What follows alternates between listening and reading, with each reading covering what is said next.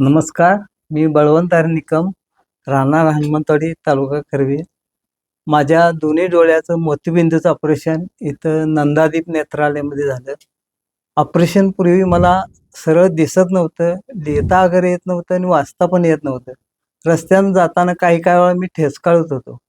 पण इथं ह्या हॉस्पिटलचं शिबिर शिंगणापूर इथं आलं होतं आणि त्यावेळेला मी तिथं डोळे तपासणी करून घेतली. मग त्यांनी मला सांगितलं, की तुम्ही मध्ये या. तर त्याप्रमाणे मी इथं आलो आणि इथं माझ्या डोळ्याची तपासणी डॉक्टर प्रसन्ना सरांनी केली आणि माझ्या डोळ्याला दोन्ही मोतीबिंदू झाल्याचं सांगितलं.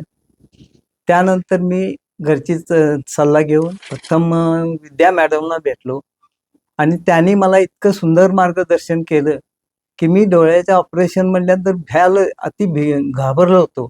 पण त्यांनी मला अतिशय चांगला धीर दिला आणि ऑपरेशन करायला तयार केलं. माझं ऑपरेशन झालं. ऑपरेशन माझं इतकं सुंदर झालंय, की आता मला नवीन जग पाहिल्यासारखं वाटतंय आणि काहीही अडचण येत नाही.